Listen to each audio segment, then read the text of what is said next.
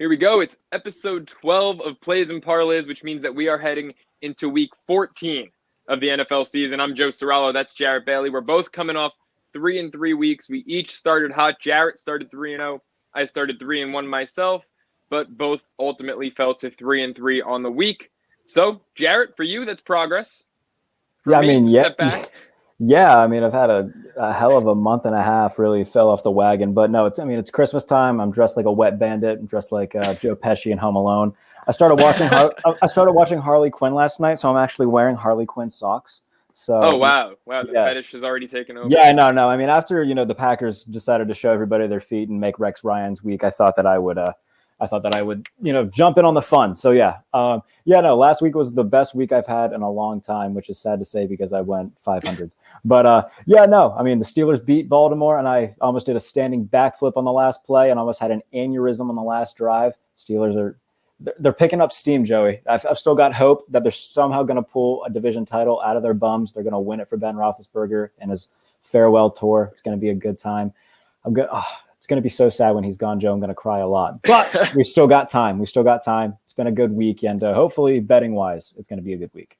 I think it will be. And I can relate to Big Ben being in his last dance, if you will. You see this jersey behind me. Yeah. My guy Eli Manning, same draft class as Big Ben. I went through all the emotions that you're going through right now, Jarrett, except Eli's dissension, if you will, was a little less graceful, getting benched for Daniel fucking Jones, week 3. Geno Smith first, though. Thanks, Ben McAdoo. Yeah, McAdoo. I mean, where is he right now? Is he employed? It's a phenomenal question. I have no idea.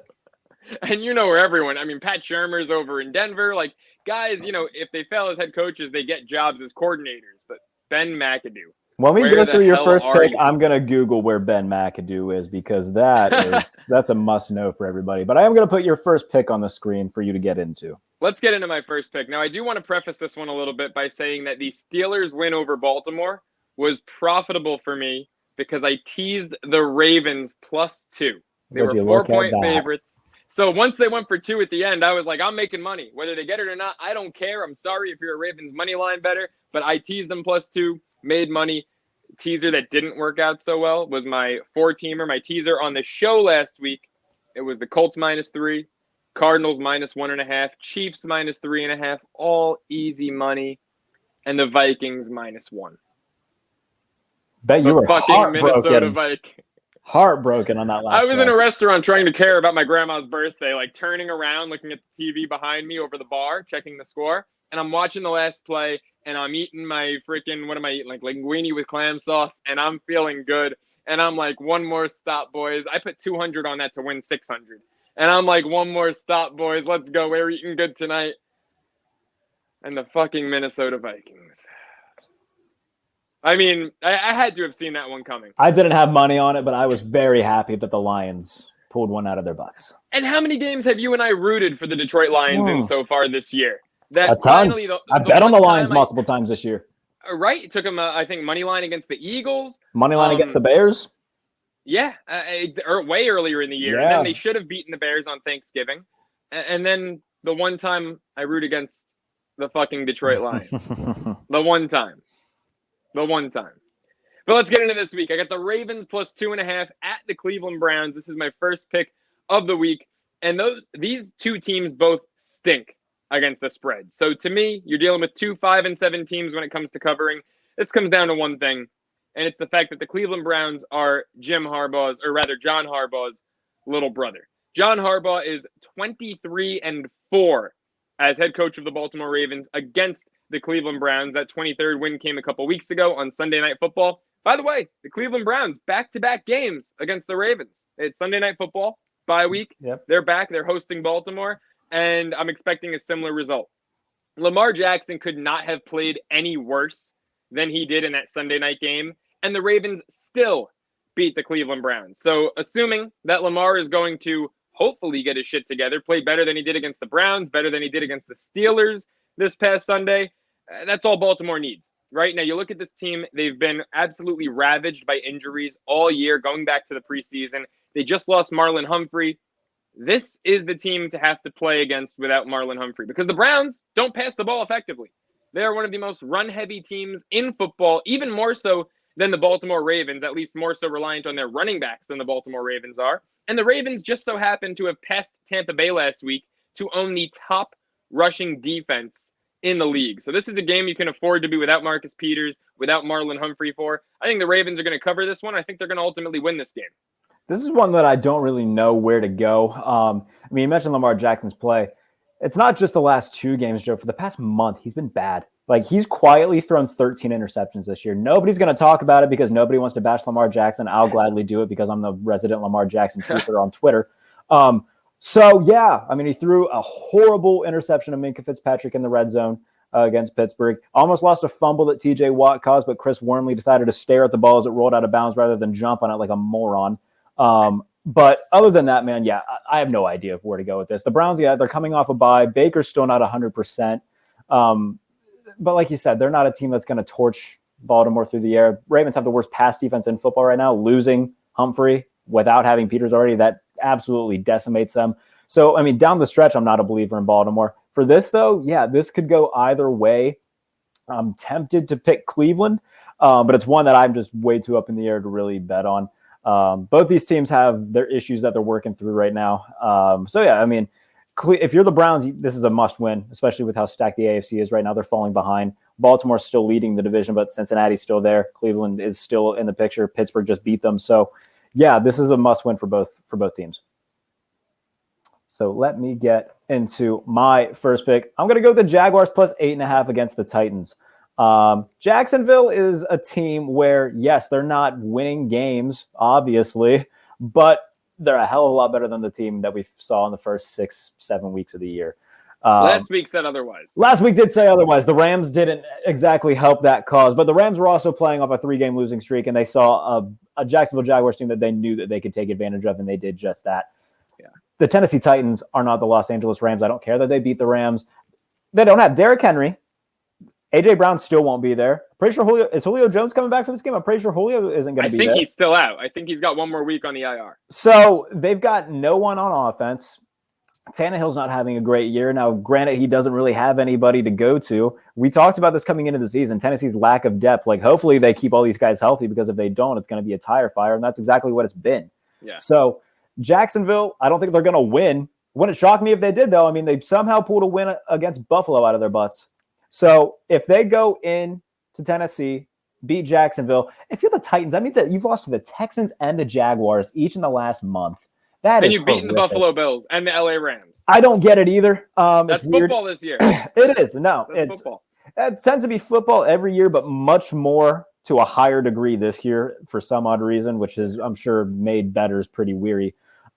Jacksonville can cover an 8.5-point spread against that horrific Titans offense. The defense for Tennessee has been a lot better than expected. And that's something that Jacksonville will have to play through, have to power through. But the Jaguars have enough weapons offensively where they can at least keep it close. I just do not believe whatsoever in the Titans offense. I think that Tennessee ultimately wins. Jacksonville can cover an 8.5-point spread, though. What's killing me with the Jaguars this year is that, like you said, they have the weapons on offense, but they don't seem to know how the hell to use them. Yeah. James Robinson is one of the best running backs in football, in my opinion. We saw that last year, and he is so underutilized. I mean, Urban Meyer made it clear from the get James Robinson was not a part of his future when he drafted Travis Etienne in the first round. But to me, it's just like Etienne went down. You have a great running back. Use the guy. I mean, Lawrence is a rookie. You can't ask him to do everything. You have a great running back. Use your running game. I don't get Jacksonville. I'm staying away from this one because I'm still pissed at the Jaguars for last week. Let's get into my second pick. It's a home dog. It's the Washington football team. I know it says at Dallas. They're the home team this Sunday. +4 against the Dallas Cowboys. Look, Washington started the year 2-6 and just 1-7 against the spread. Since then, not only have they won 4 straight, but more importantly, folks, they have covered 4 straight, and they're now on the inside of the NFC playoff picture at 6-6. Shows you that, obviously, you don't have to be all that to make the playoffs this year. Dallas, on the other hand, started the year 6-1 straight up and 7-0 against the spread. Since then, thank you, Jarrett, for fixing that graphic. Since then, the Cowboys have lost 3 of their past 5 games. They've also failed to cover in 3 of their past 5 games. And you've got Jerry Jones going on Dallas Sports Radio just yesterday saying his receivers don't know how to run routes. And more often than not, when you see an errant throw by Dak, it's because the receivers don't know the plays. That's really great coming from your owner and clueless general manager, Jerry Jones, ladies and gentlemen. Look, Washington is clicking at the right time. Unlike the Cowboys, I know that Washington, the whole ownership is a fiasco there with Snyder, but they've got great leadership in their head coach and Ron Rivera, and they're rallying at the right time. Give me the football team +4. Yeah, Washington's basically mirroring exactly what they did last year at this time. They started off 2-7 last year, rallied to win the division at 7-9, albeit. But yeah, if you're the Washington football team, you got to look at. Taylor Heineke's playing well enough to get them in this position. They've won 4 in a row now, 5 in a row. They're 6-6. So yeah, 4 in a row. Right now they hold the second wild card in the NFC. And there's not too many teams that I believe in that are below them. Like San Francisco is still there. Minnesota, maybe. Other than that, I'm not a believer in Carolina right now. I'm not a believer in Minnesota. I'm not. Atlanta's not doing anything for me. Washington football team is looking like they're going to be a playoff team. So defensively, they've gotten better, but that's not a high bar because the first month and a half of the season they were atrocious, which isn't something that either of us saw coming. And they don't have Chase Young anymore. Don't have Chase Young. He's done for the year. So. It's Heineke's been playing really well. I think he's going to stick around next year just because this quarterback class isn't anything to write home about. I think they're going to give him that extra year, see what they have in him. If he plays well enough, maybe they give him a short extension. He's not the quarterback, like the franchise quarterback of the future, I don't think, but I think he's earned enough to at least stay put for another year. We'll see. The guy's gone out there. He gave Brady a hell of a run for his money in the playoffs last year. It was the toughest game Tampa Bay played last year in the postseason was against Washington. Yeah. Beat Brady and the Bucs this year. Look, again, I'm not declaring Pro Bowler for Taylor Heineke, but, he's earning the starting job. He's 100% earning a starting job, earning another year there. At the same time, though, I don't think teams are staying up, thinking, how the hell are we going to stop Taylor Heineke? So I don't think that he's going to be the long-term answer for Washington. I think he's definitely going to be there next year. This is one that I could definitely see Washington covering. At the same time, though, Dallas's offense, we know how good they are defensively. We know how pesky they can be with takeaways. Just ask Taysom Hill how that can go. So it's one where if Washington protects the ball, they should be able to cover. If Heineke gets a little bit reckless with the football, it could get away from Washington. It's one that I personally didn't bet on in terms of spread. But look, Washington's an easy team to root for. Ron Rivera is great. Taylor Heineke's so fun to watch. They're hard to root against. Would love to see them pull it off. Would love to see them be a playoff team once again. So yeah, it'll be a fun one to watch. It's one that I didn't bet on, but I could absolutely see them covering. So let me get into my second pick. I'm going to take the Falcons +2.5 at Carolina. We just touched on this a little bit. Carolina's just a team where I was so high on them coming into the year. I was so high on Sam Darnold coming into the year, actually. You and me both, man. You and me both. We got to wear that one. Yeah, we do. And I'll wear that with pride. After, 3 weeks in, was doing victory laps all over Twitter. It was great. And then everything just fell apart. Falcons, Cordero Patterson. We say this every week, how great Cordero Patterson has been this year. So I'm going to just kind of reiterate that. The Panthers defense deserves a lot of credit because they are a very good unit. It's just their offense has given them absolutely nothing to work with. They fire offensive coordinator Joe Brady, a surprising move this past week. So we'll see what that does to the offense, but I'm not worried about Cam Newton. I'm not worried about whomever they like. If you're Matt Rule and Cam Newton pulls another game like he did against the Dolphins, you're looking at Sam Darnold and be like, okay, he can't be any worse. Or PJ Walker. Start PJ Walker again. Walker, I think, is the guy you turn to. Why is PJ Walker not getting more opportunity? Like, I get that he got in against Miami. Start him against the Falcons. Like, what do you have to lose at this point? I don't care that the fans want to see more Cam Newton. They saw enough of Cam Newton so far. They haven't won since he came back. So I think PJ Walker gives them the best chance to win right now. Regardless, Falcons +2.5 feels like a present because they're playing a hell of a lot better than the Panthers are right now. Defensively, Atlanta hasn't been they've been better than I thought they would be. AJ Terrell's having a very good year. And then offensively, they're doing what they need to do to stay competitive and stay in the playoff race. So yeah, give me the Falcons +2.5 on the road against Carolina. Yeah, Atlanta as an underdog in this one really surprised me. So more on this game to come. Let's get into my third pick. It's the Seattle Seahawks. Now I'm buying a half point here. So that -7 is coming at a cost. That's at -130 odds. Man, I can't wait for this game. I talk about powerhouses. You've got the 4-8 Seattle Seahawks taking on, what are they, the 2-10 Houston Texans? Yeah. How about the league's 2 worst offenses squaring off in Houston? Now, I know that might shock a lot of people. Seattle's offense ranks 31st in the National Football League. Now, mind you, They're only about a half yard behind the Chicago Bears. So I'm assuming after Sunday, the Seahawks will at least have moved up to 30th. But I don't think anyone is surprised that the Houston Texans offense ranks dead last in the National Football League. Now, that's going to change this week, the Seattle offense, because I think the Seahawks are going to stomp out the Houston Texans. I mean, look, I bought the half point because I really don't like betting a 7.5 point number. Did it last week with the Cardinals against the Bears. It worked out. Will probably work out again this week. I mean, did you see Houston against Indianapolis? There were absolutely no signs of life in that game. I don't think we really have to get down to the X's and O's in this one. Tyler Lockett, DK Metcalf, Russ has enough to put up, 24 points against a team that probably can't exceed 14, if that. So give me Seattle -7. Part of me really wants Houston to win this game. That would make me happy. So you can catch me in the standings? No, not even that. Not even that. It's just the fact that I'm so ready to be done with I've never been a big Seattle guy. I try not. How do I want to say this?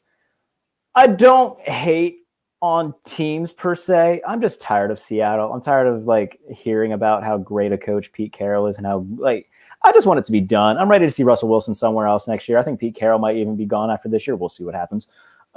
Regardless, yeah, I would love for Houston to win this game. That would make me very happy. Russ to the Giants. It's a rumor. Steelers too. It's a definite possibility. He's definitely going to be somewhere else next year. It's just a matter of where. At this point, he's just kind of finishing out what he started. Wouldn't it be something if Seattle just wins out though and becomes a playoff team? That would be kind of annoying. But 9-8. That should probably do. That would absolutely get it done in the NFC. Although those tiebreakers, remember they lost to Minnesota, they lost to Washington. They did sweep San Fran though, 2-0 against Jimmy G and the Niners. Yeah. So with Minnesota, I'm not worried about the Vikings. They're already sitting at 5-7. I don't think they're going to go 4-1 down the stretch. So, but yeah, regardless, Seattle should win this game. I think they're going to win this game, but it would be kind of funny if they didn't. So let me get into my third pick. This one, I'm going to take the Rams +2.5 against the Cardinals. I am weary of this. I am weary that Sean McVay has had his moments this year. Something about it just feels like the Rams are going to – I understand they had that 3-game losing streak. They looked bad during it. For some reason, this Rams team just feels like last year's Buccaneers team because remember, last year, Tampa Bay lost 3 straight in November as well, and they end up winning the entire thing. They were 7-5. They were 7-5. So, I mean, the Rams, Odell Beckham had a big week last week. They seem to start getting him integrated. Von Miller also coming over. They've got a ton of pieces that they've brought over that they built to say, look, we're all in on this year. Let's go win this damn thing. I think that a win against Arizona would put an exclamation mark on that and carry them with just a ton of momentum throughout the rest of the year. Try to make a run at the NFC West title. It's going to be hard because Arizona's still a few games ahead of them, but this is a team that if they don't win the division, they'll be the top wild card seed. If you're a 5 seed, they would be playing the number 4 seed. Odds are that's going to be Dallas. That's a game that they can win.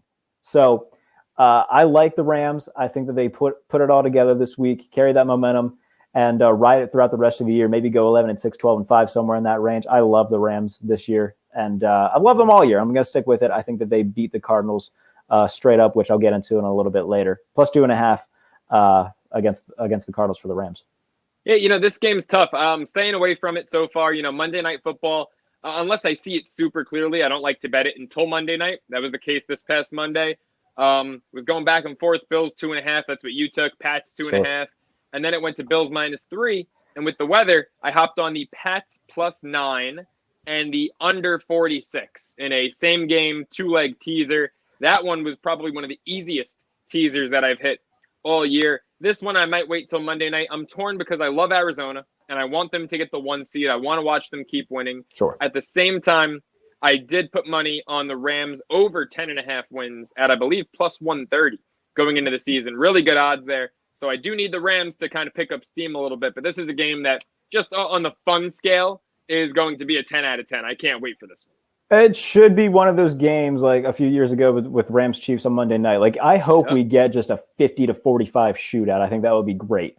And that's not to say I don't love the Cardinals. I absolutely love Arizona this year. They've been fantastic. I would love to see Rams Cardinals 3 in the NFC Championship game if that's possible. I would love to see that.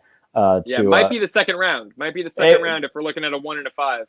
Odds are it would be the second round unless Washington or whoever the other team would be, probably San Francisco, pulls off an upset in the wild card round. But yeah, regardless of where we see it, would love to see these two teams face in the playoffs. Yeah, I'm with you 100%. By the way, you talk about that Chiefs-Rams game, that historic Monday night game in terms of scoring. For that reason, the last time that these two teams faced off, I took the over. They came in about 20 points shy of the over. So that game was a snooze fest. I'm hoping this one lives up to the billing. My fourth. Oh, hey, by the way, Ben McAdoo, special consultant for the Dallas Cowboys. All the more reason to hate those motherfuckers. So we get Jason Garrett. They get Ben McAdoo. Sure. Amazing. My fourth pick, it's the LA Chargers -10 hosting my New York Giants. Just like the Seahawks pick, I'm actually buying a half point, except this time it's much more favorable. That -10 only comes at -120 odds. To me, this is a no-brainer. Look, 10.5 is tricky. And of course, I'm buying that half point in the event of a possible push. But folks, let's face it, the Chargers should win this game by at least 14. You've got Jake Fromm, the former Georgia quarterback, making his NFL debut 2 weeks ago, less than 2 weeks ago. He was on the Buffalo Bills practice squad. Now he's the starting quarterback for your New York Football Giants. My New York Football Giants. Shows you how embarrassing things are for the Giants these days. Look, I actually loved Jake Fromm in college. I was high on him younger in his college career. He kind of plateaued as things progressed, and that's why he fell to a 5th-round draft pick and ultimately the Bills practice squad. We'll see what he's got. But he's not going to be able to keep up with Justin Herbert, right? Don't expect the Mike White game here. Don't expect the Trevor Siemian first game of the season for New Orleans here when he beat Tampa Bay, right? None of that crap's going to happen. The Chargers are going to win. They're going to win handily. Maybe I should have replaced that Eli jersey with my new Austin Eckler signed jersey just for this week, because that's going to be the winning team and the covering team. Chargers -10. I'm going to echo what you said there. I just stuck with the 9.5 with the Chargers against the Giants. I didn't buy up or anything. This is one that the Chargers should run away with. Hold on. It's 10.5. Where did you find 9.5? I got 9.5 on FanDuel right now. Wow. My book's a full point up. I had to buy it down to 10. Yeah. So at least, I mean, I'll double check real quick because I'm 90% sure that's what it was whenever I pulled it up. But regardless, yeah, I mean, the Chargers should run away with this game. Like, no disrespect to Jake Fromm, but it's his first start against one of the best and most highly explosive offenses in football right now. Yeah. So let me find it. Yes, 9.5 on FanDuel, Chargers. So I will take them handedly, as you said, to win that. Mike Williams, Keenan Allen, bombs away on offense. And it's no disrespect to the Giants defense, but the Giants will be lucky if they score 10 points. Like if Saquon can get if Saquon can get going, like the Chargers run defense isn't good, but the Giants offensive line has left a lot to be desired this year as well. I just don't see the Giants having a snowball's chance in hell with this. So Chargers -9.5. So Jarrett, I'm looking at my notes right here. And one thing that I didn't say is that the Giants have not scored more than 13 points since their Week 10 bye. And I doubt they'll score more than 10 in this one. But you look at that. Two peas in the same pod. They also, what year are you born? 98. All right, me as well. The Giants have not beaten the Chargers since 1998. So I know that logic didn't work with the Giants-Dolphins last week when I said, the Giants haven't lost to Miami since 2003. Obviously, that changed, but I don't see things changing. Was Leaf starting for the Chargers when they won that? 98. He was drafted in 98. That had to be Ryan Leaf, no? Unless they pulled him at some point that season, but that would have had to have been Ryan Leaf. Well, you're the historian. I'll make my fifth pick. Why don't you look that up?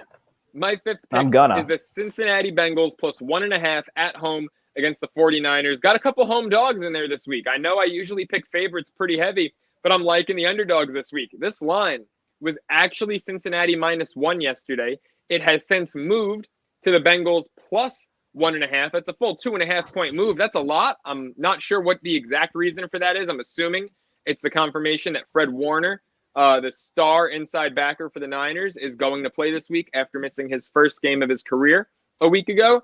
But look, the Niners are really good against the pass.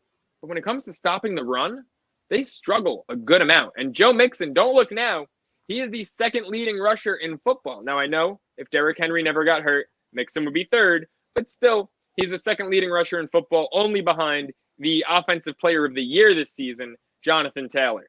So Cincinnati is one of those teams. It seems that they have a letdown game, then they blow a fairly good opponent out, and then they have another letdown. Well, after their letdown game last week against the Chargers, they're due to blow the 49ers out. I'm not sure how big of a blowout it'll be, but they'll definitely cover. I think they'll win outright. This is one where I don't know where to go with either. San Francisco is one of those teams, like, I don't have a ton of confidence in their offense for obvious reasons. Like, Jimmy Garoppolo just doesn't – I'm never going into a game with Jimmy Garoppolo saying, confident we're going to win this thing. And it's just how it is. Like, and defensively for San Francisco, they haven't been as dominant as they have been in previous years. The Bengals, yes, they had a stinker last week. That's fine. Against a good Chargers team. Like, those were two teams fighting for a playoff spot. Chargers got the best of them. It would make the most sense in the world for the Bengals to rebound here and get the win at home. So I think that's where I'm leaning. It's not one that I bet in terms of spread, but it's one where I would lean that way. In my heart, I'm rooting for the 49ers, obviously, because I need the Bengals to lose so the Steelers can get one of those wild card spots. But in my bettor's head, I think Cincinnati wins this outright and definitely covers a 1.5 point spread. Like, I just don't see San Francisco going on some sort of tear and continuing that throughout the year. I know that they won a bunch in a row last month, but they're starting to face some tough teams. They lost last week to Seattle, now going cross country to Cincinnati. That's not an easy back-to-back slate for them. So Cincinnati, yeah, they should be able to rebound here. By the way, quarterback battle for that game, Ryan Leaf and Danny Cannell for the Giants. Oh my God, Danny Cannell, friend of the show. Danny Cannell. So yeah, I'm gonna tweet. I love Danny. Danny Cannell. I gotta say, I love him as a person. I hate his Twitter takes more than anything. In terms of what, the whole SEC thing? He complains about everything on Twitter, and I get that that's kind of his shtick. And I really, knowing him as a person, I think that he's kind of sticking to it for Twitter because some bad press. I mean, hey, at least it's press, right?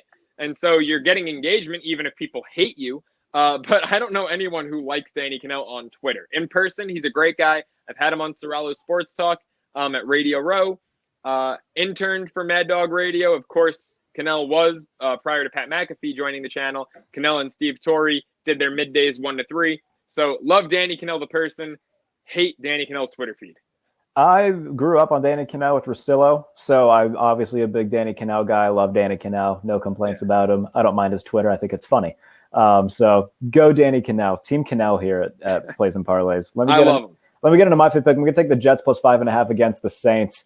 We're sticking with home dogs here. I might as well make it a trend. Didn't you learn last week with the Jets? The Jets.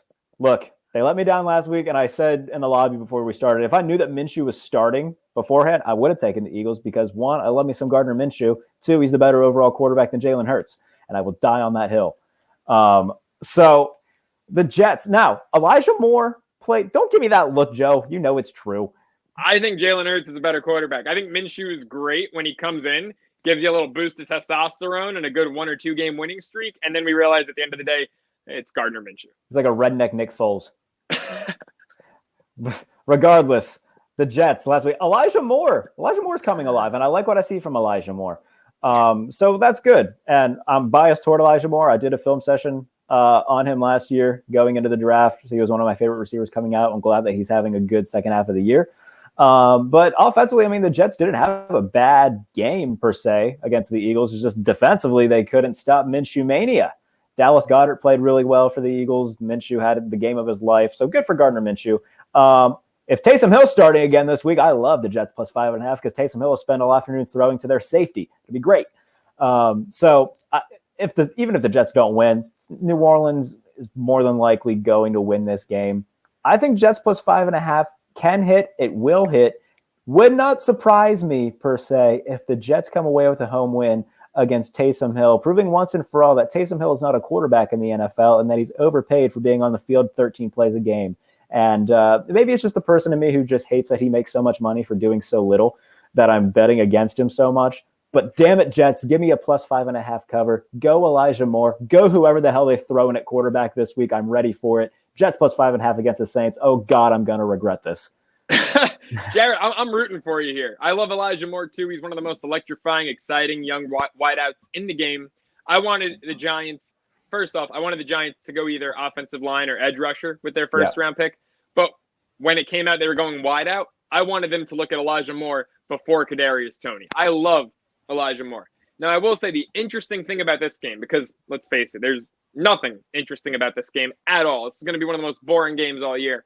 But the thing I'm looking for, will there be more completions thrown by quarterbacks to their own targets or to the opposing team? Because I could see over 7.5 interceptions in this game hitting. I mean, Taysom Hill, Zach Wilson, you're looking at, maybe 6.5, but I'm going to say over 7.5 and get some favorable odds on that interception prompt. Yeah, it's going to be a game of turnovers. It's going to be ugly. I hope it's one of those games that just has a weird ass score, like the Jets win on a last second field goal and win like 12-11 or something stupid. Can we get some scoregami? I would love some scoregami. I would love scoregami. 15-13. There we go. Is that one that hasn't happened yet? I don't know. Probably has. I don't know. Has 12-11 happened yet? I don't think so. I know 11-10 has happened once. The only reason I know that is because the Steelers beat the Chargers 11-10 in 2008. Palomalu, and it shouldn't have been 11-10. It should have been a touchdown. Should have been, but hey, they didn't count it because they're bastards. I paid attention in history class too, Jarrett. Let's get into my sixth pick. It is time for my lock of the week. The Tampa Bay Buccaneers -3 against the Buffalo Bills. Take a look at the Buffalo Bills right now. This is a team that in the offseason, everyone was declaring the AFC representative in the Super Bowl. They were going to dethrone the Chiefs, avenge that AFC championship game. I mean, they blew the Chiefs out in week 5, but week 5 doesn't win Super Bowls. Week 5 might not even get Buffalo into the playoffs. They started 5-2. Since then, they're 2-3. Right now, they're 7-5, and they are the 7 seed in the AFC, the last team in the playoff picture. Why? Because they can't run the ball. They're soft as hell in the trenches, and their passing defense, which was one of the best in the league, has taken a huge blow after losing Tre'Davious White, their all-pro cornerback. Now, the Tampa Bay Buccaneers, they're hot as hell, right? They've won 3 straight. They've scored 30 or more in all 3 of these games. Tom Brady, at home against the spread, hasn't missed with Tampa Bay. 9-4 at home against the spread since joining the Buccaneers. 4-1 this season. He's 32-3 against the Buffalo Bills in his career. Well, he's going to cover in this one. He's going to improve to 33-3 against the Bills, who have to call Tom Brady daddy for the rest of the time. Give me the Bucs -3, lock of the week. I'm realizing that when you post this on Instagram, I was just hitting my nicotine, and people are going to think I'm a ginormous stoner by the way I'm dressed and doing that. So that's going to be great. I promise I'm not. I love that you know the drill. You know when I say it's time for my lock of the week, you're like, yeah. Don't talk for a minute. This is going on his Instagram story tomorrow at 11 a.m. Eastern. I shut up about it and I let you go. So this is, Tampa Bay last year around this time, this is when they started going on a roll. They had just lost 3 in a row. They had suffered that humiliating defeat at the hands of the Saints on Sunday Night Football. Buffalo, I feel like, is kind of in that same boat that Tampa was last year. And similar to the Rams, like Buffalo needs to get on a roll here because now they're a game and a half back of the Patriots. They face the Patriots again in Foxborough, so they can get that game back. But now, this is a team that we expected to run away with the AFC East. If they lose here, that's basically gone. Especially if the Patriots, the Patriots are on a bye. If the Patriots keep winning, that's not going to be easy. So this is a game that is almost a must-win for them. Tampa Bay is kind of sitting pretty because no one's going to catch them in the NFC South. So I'm not saying that Tampa Bay is going to take the Bills lightly because this is, by all means, a ginormous game between 2 very talented teams. Buffalo not having Tre'Davious White won't make this any easier, especially because of all the talent that the Bucs have on offense. We just saw what the Bucs did to Atlanta. Some gut feeling in me says that Buffalo is just going to ball out and win this thing. I'm not going to bet it because it's just one of those that could go either way. There's a lot of games that have really strong lines this week that I'm just like, I don't know. And this is definitely one of them. So I'm not fading you by any means because it's just one of those gut feelings. I'm just like, maybe Buffalo can just go in there and just do this. I just don't see it, man. I mean, they have no run game. You're facing, if you're Tampa Bay, you're facing a one-dimensional offense. Yeah. Attack. I mean, if you're Tampa Bay, I know that they don't have Antonio Brown, but Gronkowski is having one of his best seasons ever. Yeah, he is. You've got Chris Godwin just coming off a 15 catch performance. Mike Evans is Mike Evans. I mean, just attack this Bills secondary. I mean, look, their safeties are great. Micah Hyde, Jordan Poyer. Yep. You throw them up against Denver, you're talking the best safety duos in the league right there. But still, they don't have the cornerbacks to cover these guys, to cover Godwin's, Evans. I mean, maybe they can neutralize Gronk because of their safeties. That's about it. The wideouts, I just don't see Buffalo slowing them down. Tampa Bay, 30-plus points in 3 straight games. I don't think the Bills are putting up 27. I don't see it right now. The Bills are in trouble. What they have to hope for is after this game, they'll probably be 7-6. They have to win out and get some tiebreaker help. Yeah, this is unfortunately, I'm sorry. This is one of those things where like they're definitely going to have to work in some sort of schemes to play toward the advantage of their safeties, whether that's getting a ton of help over top, baiting them into throwing into the zones and whatnot. Like they're going to have to play a ton of zone defense because they don't have the guys that are man-to-man capable. Trey White's not there. I don't think they're going to rely on Levi Wallace to play strong man-to-man against Mike Evans or Chris Godwin all game. So I expect a lot of zone defense from Buffalo in that case, which is where that could kind of, if Tampa Bay starts, trying to attack deep into their zone defense, that's where, Poyer and Hyde could make some plays. But yeah, in terms of their corners, Buffalo's kind of depleted right now. They didn't have a lot of depth coming into the year. Without their best cornerback, their all-pro cornerback, that's definitely going to hurt them. There's still a threat in the AFC, don't get me wrong. And this is just one of those things where I'm like, can they do it? I think that they can. Would not shock me if they don't, by the way. I'm not saying that like there's no way that Tampa Bay covers this. There's definitely a way that they do.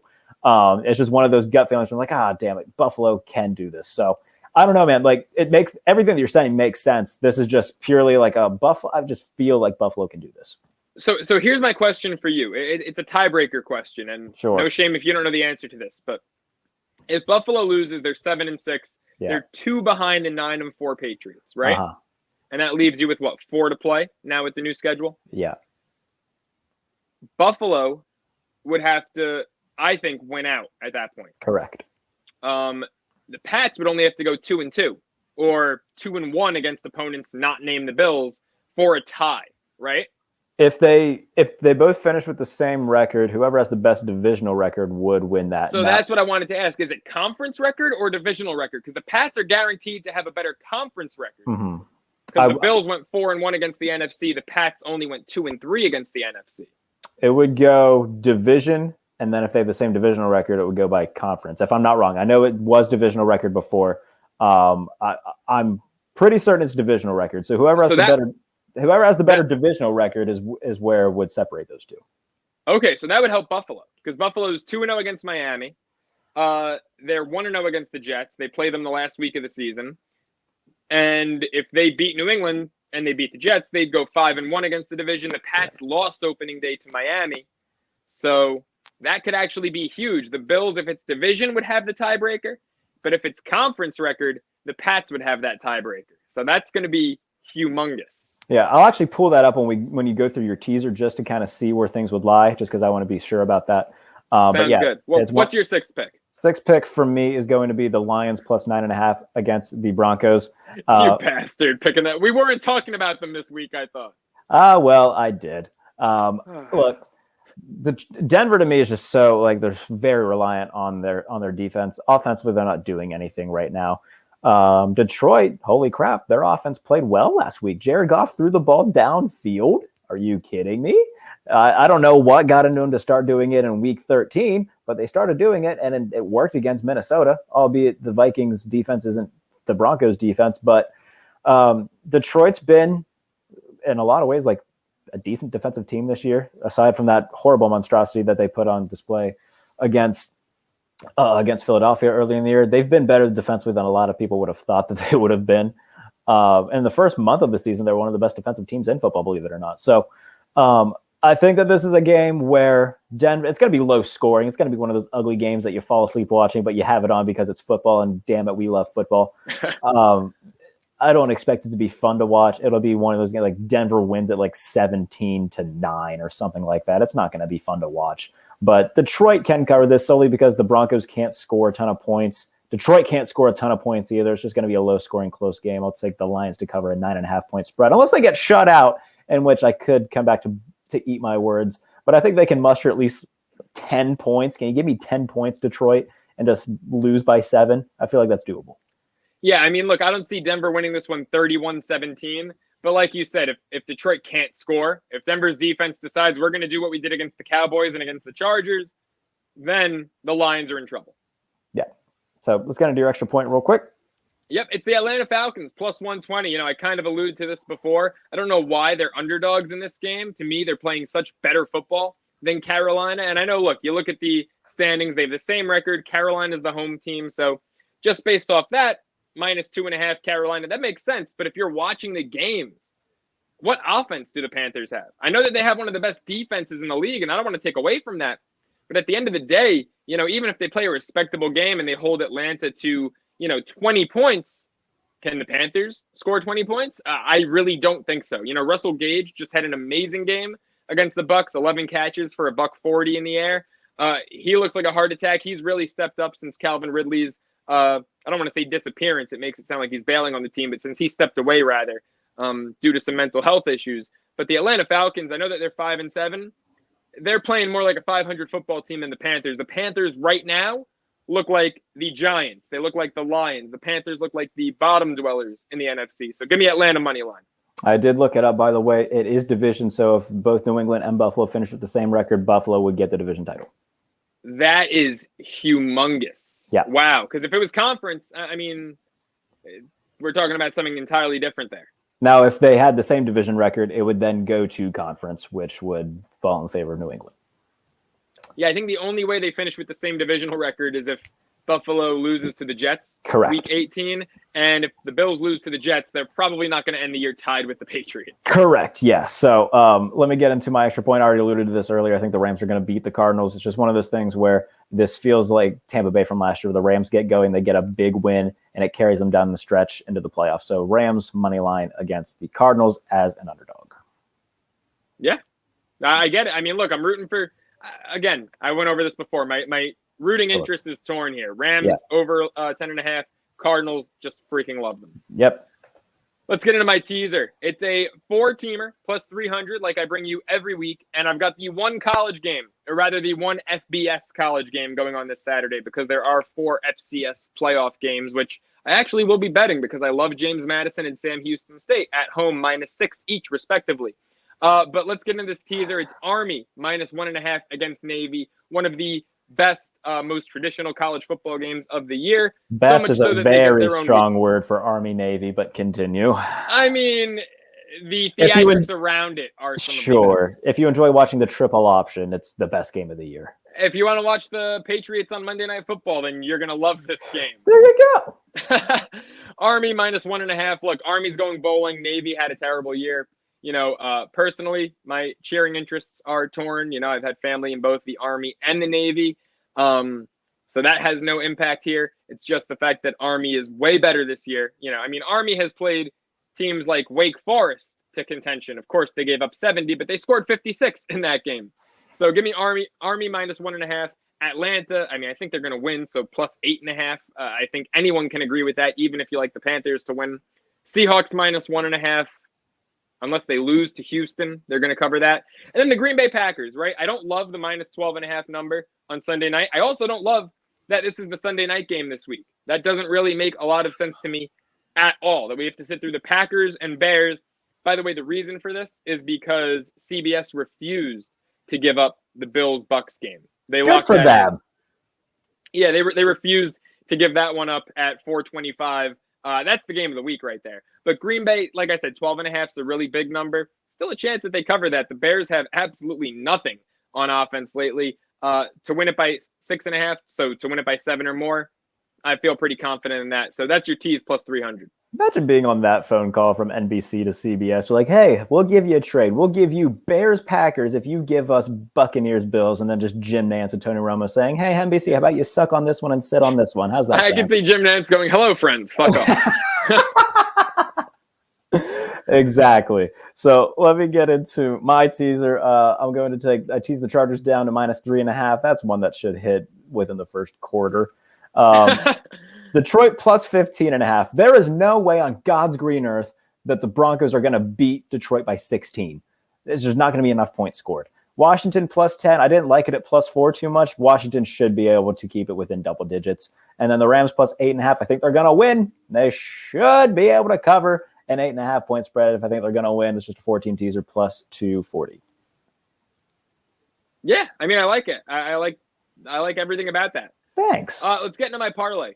6 legs, 5 of them are money line. It's Army. I got a -1.5 in the tees. Of course, I got a money line. Atlanta, I already told you that's the big odd booster here. Chiefs, no brainer. They're -9.5. I don't like that number. But here, I love a money line. Seahawks as well. I've got them straight, teased, and now money line. Bengals, took them +1.5. But like I said yesterday, when it was -1, I was going to take them there as well. So I've got a money line.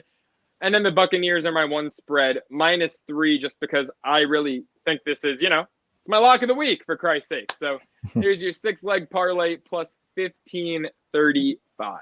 Yeah, I mean, I'm not going to pretend to know anything about the Army-Navy game, but you seem pretty content on that. Outside of that, everything looks lovely, my friend. So let me get into mine. I'm going to take the Chiefs money line as well, the Falcons money line, Seahawks money line, and the Rams money line. This is a modest parlay, just a 4-game money line, just to get me back on track. And it should hit. +633 odds. Throw 50 on it, and you'll have a nice day cashing them around. I can't do math in my head. What's that, like 330? $316.50, but who's counting? All right, great job. Glad that you can do quick math like that in your head.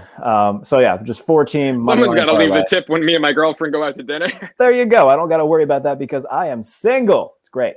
Oh, so, baby. 4-team. Did you all hear the pain in his voice when he just said that? Did you feel the pain? I felt that through the phone. It's okay. It's all right. But yes, 4-team money line parlay +633. Take it to the bank, as Joe Soralo would say. That is my parlay for the week. Absolutely. I'm breaking the chain out for this one. Take it to the bank. I've got both of mine on because that's the aesthetic I have. There we go. Hey, find me on Twitter at the Joe Soralo. Find me on Instagram at Joe Soralo. Just released a brand new episode of Soralo Sports Talk this morning.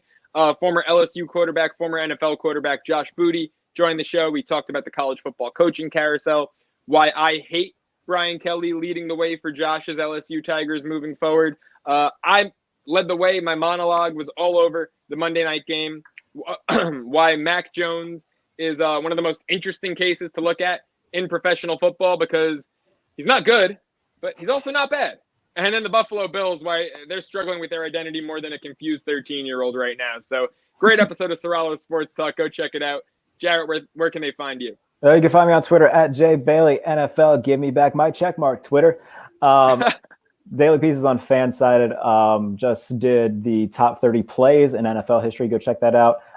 Coming out tomorrow. The best player to wear every jersey number from 0 to 99. My God, that was something to write. So please read that when it comes out. That had to take you hours. That's a sympathy read right there. It took me a little bit, yeah. And then should either be dropping tomorrow or the day after. It will be the most devastating losses for every franchises in NFL history. So if you want to relive your favorite team's worst loss, go ahead and read that. Or if you want to bask in the glory of your least favorite team's biggest loss, go read it too. So ton of stuff from Fansided that I come out with every day.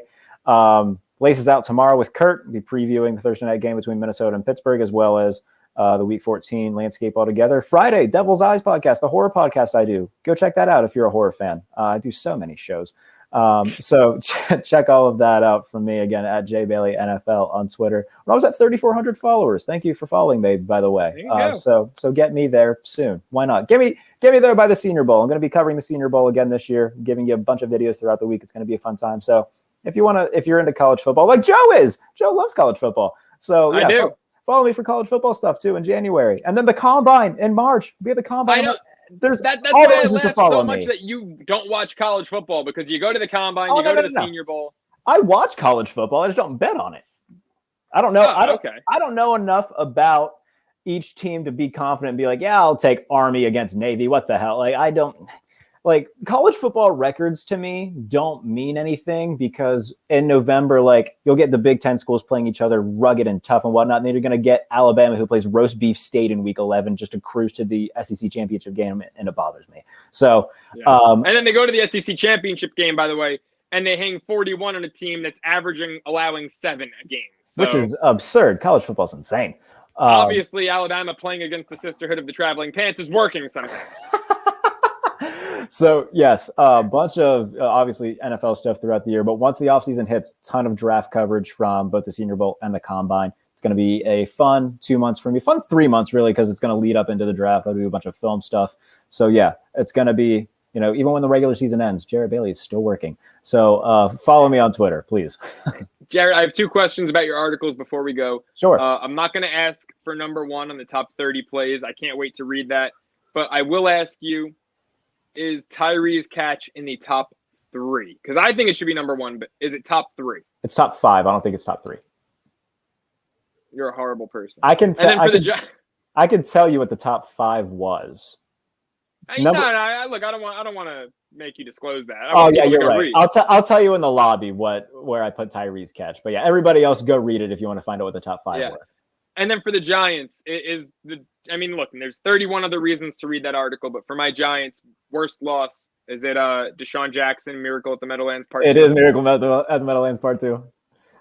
Joe, they had 2 leads of 21 points that game. I know. I watched the whole thing, and then because I was in religion class at the time, right? Like I was preparing for confirmation.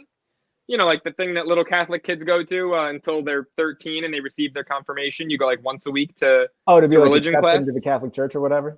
Yeah, the cult, whatever. Yeah. So I was doing that at the time, and that was like they give you like 4 mandatory masses that you have to go to.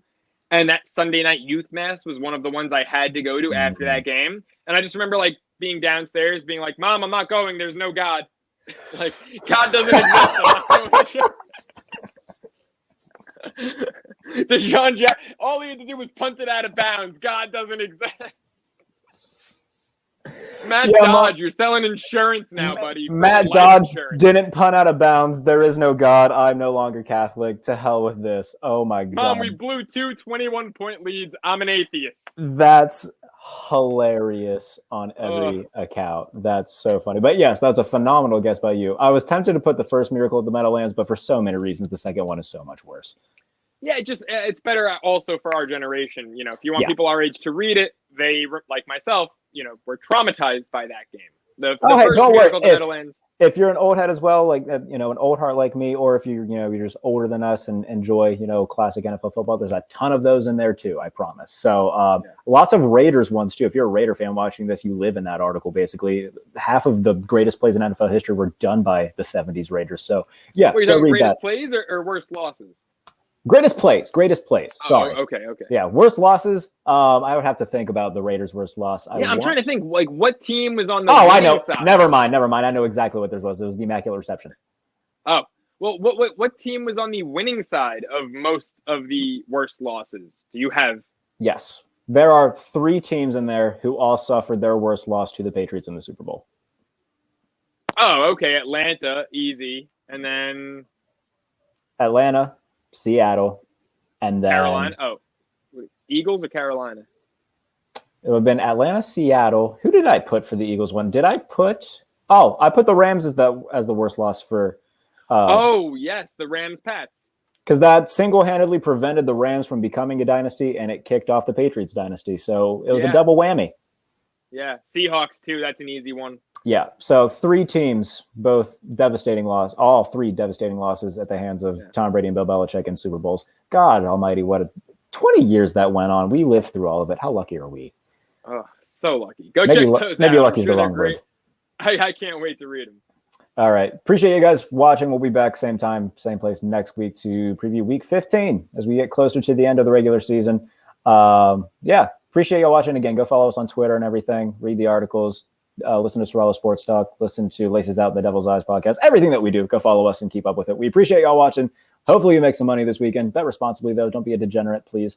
Or be a little bit of a degenerate. Why not? It's fun that way. 200 on that teaser looked really good until the last play of the Lions-Vikings game. It did. So, again, have fun, be safe, and we will see you next week.